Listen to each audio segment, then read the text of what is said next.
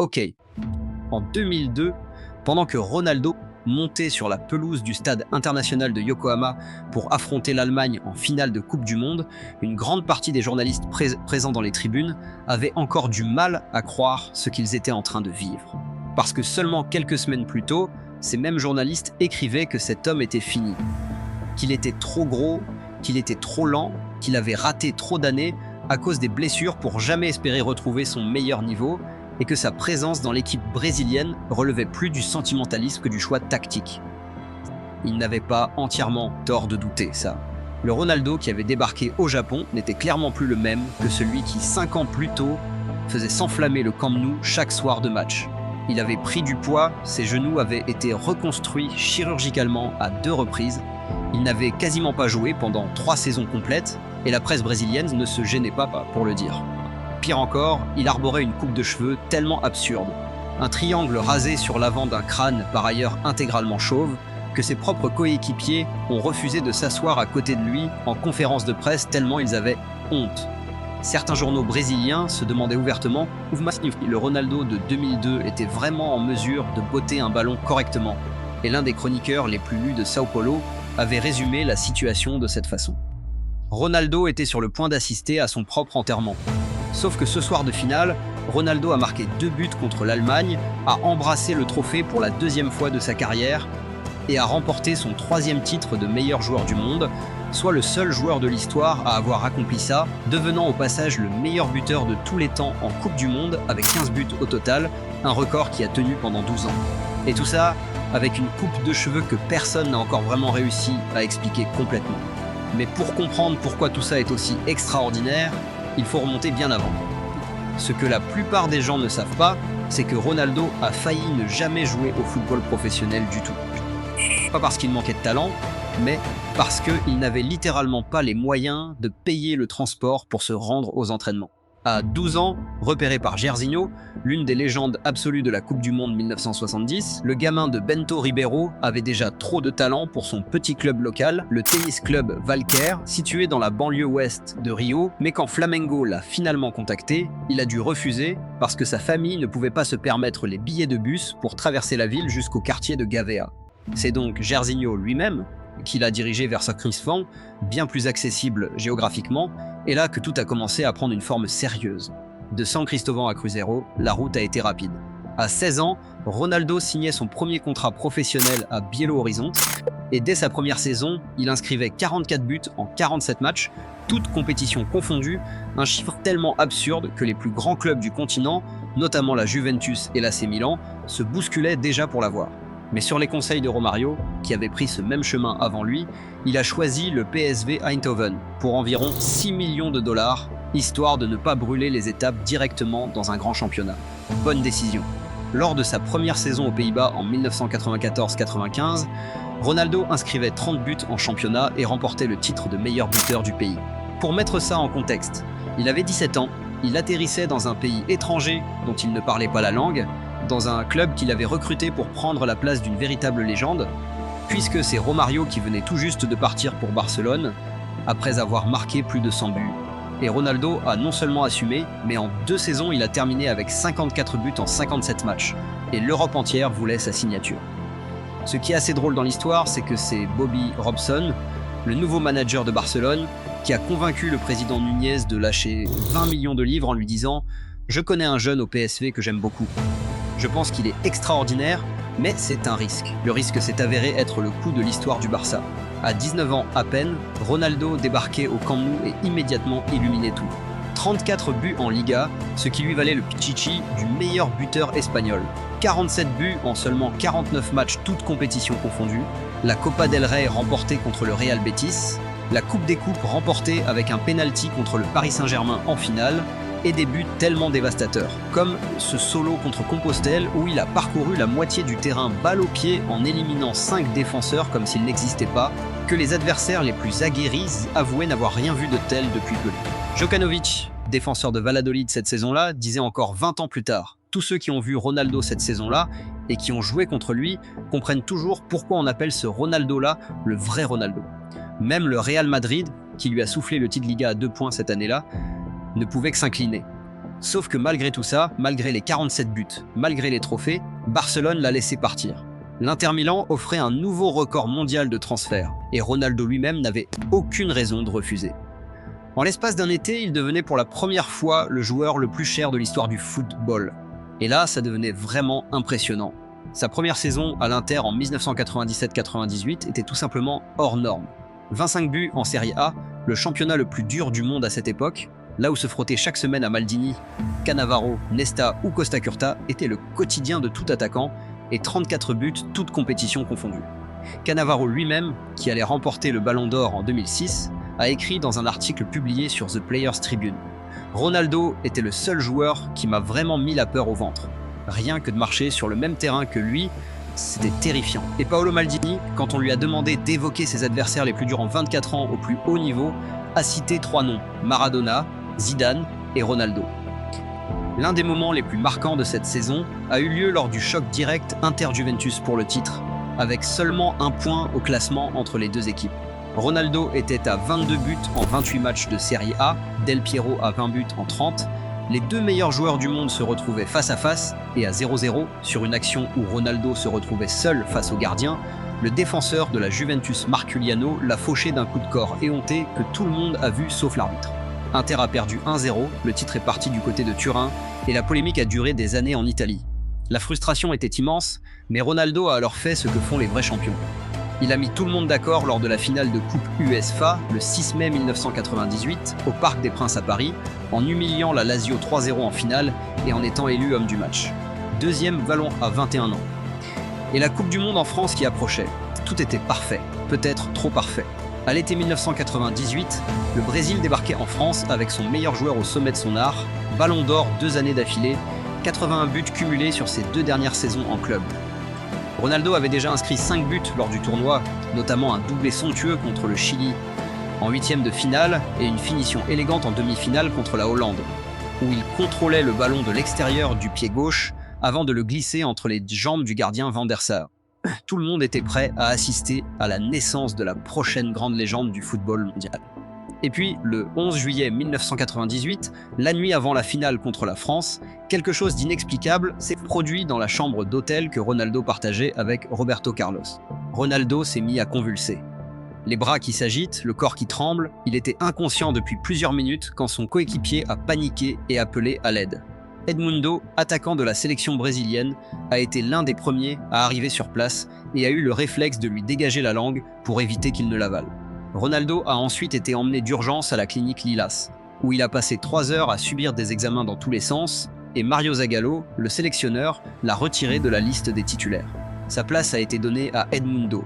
Sauf qu'1 heure avant le coup d'envoi, quelque chose a changé. Ricardo Teixeira, le président de la Fédération brésilienne de football, qui avait signé avec Nike un contrat de sponsoring d'environ 50 millions de livres pour l'équipe nationale, est entré dans le vestiaire. Et subitement, le nom de Ronaldo est réapparu sur la feuille de match. Ronaldo lui-même a raconté à la BBC en 2014 qu'après les examens médicaux, les médecins lui avaient dit que tout semblait normal. C'était comme si les convulsions n'avaient jamais eu lieu. Mais ses coéquipiers se souviennent d'un Ronaldo spectral dans le couloir du stade, les yeux dans le vide, incapable d'aligner 3 mots. Une commission parlementaire brésilienne a été ouverte en 2000 pour faire la lumière sur cette nuit. Mais elle s'est refermée sans la moindre réponse officielle. La vérité sur ce qui s'est réellement passé avant cette finale n'a jamais été établie. Le Brésil a perdu 3-0, Ronaldo n'a quasiment pas touché un ballon. Ce qui a suivi, personne ne l'aurait souhaité à un ennemi. Dès la saison suivante, les genoux de Ronaldo ont commencé à lâcher l'un après l'autre. Novembre 1999, rupture partielle du tendon du genou droit, opération d'urgence, rééducation de plusieurs mois. Retour programmé en grande pompe lors du premier match de la finale de la Coupe d'Italie contre la Lazio, le 12 avril 2000, au Stadio Olimpico à Rome. Ronaldo était confiant, ses interviews d'avant-match respiraient l'optimisme. Le genou va bien. Enfin, je peux reprendre le travail. Mais 6 minutes après être entré en jeu comme remplaçant en deuxième mi-temps, sur une tentative de dribble face à Fernando Couto, son ancien coéquipier à Barcelone, le genou a craqué une nouvelle fois, complètement cette fois. Son kinésithérapeute de longue date, Nilton Petrone, a décrit cette blessure comme la pire qu'il ait jamais vue de sa carrière. Le genou a gonflé à la taille d'un ballon de football, nécessitant plusieurs tubes pour drainer le sang. Et la douleur était tellement insupportable que Ronaldo réclamait de la morphine. L'image de Ronaldo effondré sur la pelouse, en larmes, a fait le tour du monde. Ses coéquipiers Zamorano et Panucci pleuraient en plein match. Des années plus tard, Ronaldo a avoué qu'il ne pouvait toujours pas regarder les images ou les photos de ce moment. Résultat, encore une opération, encore une rééducation interminable et une question que tout le monde se posait à voix basse, est-ce que Ronaldo allait un jour rejouer au football? Pendant que les médecins se montraient prudents, que les journaux commençaient à parler d'une retraite forcée à 23 ans, une chose a changé dans la tête de Ronaldo. Sa compagne lui a annoncé qu'elle était enceinte. Son fils Ronald allait naître. Et comme Ronaldo l'a raconté lui-même, c'est précisément à ce moment-là que la rééducation a cessé d'être une contrainte pour devenir une obsession. Quoi qu'il en coûte, quoi que disent les médecins. Ce retour a tout de même pris plus d'1 an. Quand Ronaldo a enfin retrouvé les terrains en 2001 avec l'Inter, tout le monde voyait clairement qu'il n'avait plus la même explosivité. Sa blessure avait modifié quelque chose dans sa façon de courir. Et il avait pris du poids.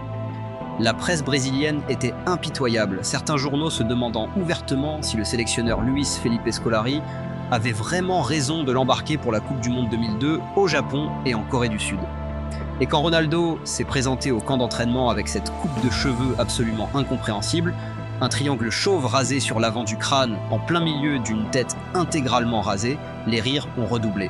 La vraie raison de cette coupe, il l'a expliqué lui-même dans une interview à ESPN en 2018. Son genou blessé faisait encore la une partout. Alors, il a voulu créer une distraction. Je me suis coupé les cheveux comme ça et je suis arrivé à l'entraînement. Tout le monde m'a regardé et a arrêté de parler de ma blessure. Ce qui est à la fois brillant et complètement dingue comme stratégie de communication. Sauf que sur le terrain, tout redevenait parfaitement clair. Premier match de groupe contre la Turquie, Ronaldo marque. Contre la Chine, 2 buts. Contre le Costa Rica, encore 2 buts. Contre la Belgique, en 8e, encore 1. À ce stade, les gens avaient enfin compris que quelque chose d'exceptionnel était en train de se jouer. Parce que le Ronaldo de 2002 n'était plus le même que celui de 1998. Plus lourd, certes, mais aussi plus puissant. Moins explosif dans les courtes distances, mais dévastateur à l'arrivée, capable de bloquer son corps d'une façon que les défenseurs ne pouvaient tout simplement pas anticiper. En demi-finale contre la Turquie à Saitama, il marquait l'unique but du match avec une finition à l'extérieur du pied droit, une touche que les plus grands attaquants du monde ne tentent même pas en match de gala. Et puis, le 30 juin 2002, à Yokohama, face à l'Allemagne, 4 ans après la nuit de Paris et les convulsions et la défaite 3-0 et les questions sans réponse, Ronaldo a eu sa revanche. 67e minute. Oliver Kahn, pourtant élu meilleur gardien du tournoi, laisse rebondir un tir de Rivaldo et Ronaldo, dont tout le monde disait qu'il n'avait plus les jambes pour réagir sur ce genre d'erreur, est le premier sur le ballon et le glisse au fond des filets. 1-0. 79e minute. Ronaldo reçoit un ballon dans la surface, fixe le gardien et l'enroule avec une précision clinique au premier poteau. 2-0.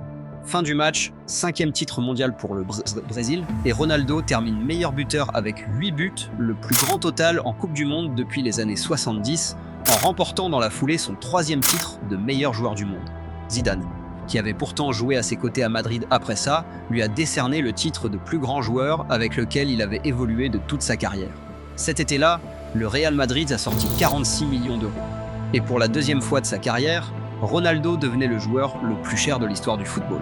Lors de sa première saison avec les Galactiques, aux côtés de Zidane, Figo, Roberto Carlos et Raúl, Ronaldo a rapidement mis fin au doute avec 30 buts en Liga et un titre de champion d'Espagne. Puis est arrivée l'une des performances individuelles les plus mythiques de toute l'histoire de la Ligue des Champions, le 23 avril 2003, au stade Old Trafford, lors d'un quart de finale contre Manchester United. Ronaldo a planté un triplé. 3 buts, 3 frappes parfaites et la foule de Old Trafford, l'une des tribunes les plus passionnées et les plus partisanes du monde, s'est levée pour lui offrir une ovation debout au moment de sa sortie. Alex Ferguson lui-même a reconnu que c'était l'une des plus belles prestations individuelles qu'il ait vécues dans ce stade. Ronaldo était tellement déconcerté par l'ovation de ce stade adverse qu'il s'est arrêté à mi-chemin vers le couloir, pour se retourner vers les tribunes, incapable de comprendre ce qui se passait. Sur les 4 saisons suivantes à Madrid, Ronaldo a inscrit 104 buts en 177 matchs pour les Merengues. Et puis les problèmes ont recommencé, sous une forme différente cette fois. Parce qu'au Real Madrid, les rumeurs sur la vie personnelle de Ronaldo ne s'arrêtaient jamais. Certains journalistes affirmaient qu'il avait fait installer une boîte de nuit dans son propre appartement madrilène, qu'il sortait jusqu'à l'aube régulièrement en pleine saison, que ses habitudes alimentaires étaient devenues incontrôlables. Le poids continuait de monter, Et même si ses statistiques restaient correctes, ça ne ressemblait plus à ce que les fans avaient connu. C'est Fabio Capello qui a finalement décidé de mettre les choses à plat quand il a récupéré le club avant la saison 2006-07. Il a convoqué Ronaldo dans son bureau et lui a posé la question directement « Combien pèses-tu en ce moment ?» La réponse « 96 kilos. Combien pesais-tu quand tu as remporté la Coupe du Monde en 2002 ?» La réponse « 84 kilos. » Capello a proposé un compromis à 90 kilos. Ronaldo a dit oui, et puis n'a pas bougé d'un gramme. Capello l'a mis sur le banc, la presse madrilène l'a enterré, et en janvier 2007, Ronaldo quittait le Real Madrid en direction de l'AC Milan pour seulement 7,5 millions d'euros, un chiffre qui paraissait presque insultant pour quelqu'un qui avait été acheté 46 millions 5 ans plus tôt. Entre-temps, il y avait eu la Coupe du Monde 2006 en Allemagne. Le Brésil était ultra favori, avec Ronaldo, Ronaldinho, Kaká et Adriano en attaque, une ligne offensive tellement effrayante que tout le monde donnait la Seleção gagnante avant même le coup d'envoi du premier match. Ronaldo n'avait pas brillé lors des 2 premiers matchs de groupe, mais contre le Japon, il a mis fin au doute en inscrivant 2 buts dont un boulet de canon de l'extérieur de la surface, prouvant que les jambes répondaient encore quand ça comptait. Ces 2 buts lui permettaient de devenir le meilleur de coupe-buteur de tous les temps en Coupe du Monde avec 15 buts en carrière, dépassant Gerd Müller, un record qui allait tenir jusqu'en 2014 et l'arrivée de Miroslav Klose. Mais en quart de finale, le Brésil a été éliminé 1-0 par la France et Zidane, à une semaine de raccrocher définitivement les crampons, avait été le meilleur joueur de ce match. Il a réussi à se remobiliser momentanément, inscrivant 2 buts contre Naples le 13 janvier 2008, lors d'un retour qui laissait espérer une dernière belle saison. Mais un mois plus tard, contre Livourne, lors d'un mouvement anodin en apparence, il a entendu ce craquement qu'il connaissait trop bien. Rupture du tendon rotulien du genou gauche cette fois. Son contrat avec Milan a pris fin pendant sa rééducation. En 2009, Ronaldo rentrait au Brésil et signait au Corinthians de Sao Paulo, son dernier club. Et même là, avec des jambes qui n'avaient plus rien à voir avec celles de 1997, il a quand même inscrit 35 buts en 69 matchs, ce qui, pour un joueur que tout le monde donnait mort depuis 2 ans, restait proprement indécent. Sa retraite, annoncée en larmes lors d'une conférence de presse en février 2011, a surtout été marquée par une révélation que personne n'attendait. Il y a 4 ans, à Milan, j'ai appris que je souffrais d'hypothyroïdie, une maladie qui ralentit le métabolisme, et pour la contrôler, j'aurais dû prendre des médicaments considérés comme illégaux dans le football à cause des règles antidopage. Les mêmes journalistes qui s'étaient moqués de son poids pendant des années devaient maintenant faire face au fait qu'ils avaient critiqué un homme pour une maladie dont il ignorait lui-même l'existence pendant la majeure partie de sa carrière. Ronaldo avait couru plus vite que n'importe quel défenseur de la planète pendant des années avec des genoux en lambeaux et une glande thyroïde défaillante, avait réinventé son jeu de 0-2 fois en partant d'une table d'opération, avait dominé 3 coupes du monde différentes avec 3 versions physiquement différentes de lui-même, et a fini sa vie de footballeur en étant le seul joueur de l'histoire à être champion du monde à 17 ans sans jouer 1 minute, puis à 25 ans comme meilleur joueur du tournoi, puis de nouveau meilleur buteur de l'histoire de la compétition à 30 ans. Depuis, loin de disparaître, Ronaldo a repris des clubs comme il reprenait des défenses. En 2018, il rachetait le Real Valladolid en Liga et transformait ce club discret de Castille en institution viable, avant de passer la main en 2025. En 2021, il prenait les rênes de Cruzeiro, le club qui lui avait tout donné à 16 ans, et le ramenait en première division brésilienne, pour finalement aussi vendre ses parts en 2024. Mais même en costume de président de club, dans les tribunes ou lors des cérémonies, les supporters lui réservent toujours la même chose. Ce regard particulier que l'on réserve aux gens qui ont fait quelque chose qu'on n'avait jamais vu avant et qu'on ne reverra probablement jamais.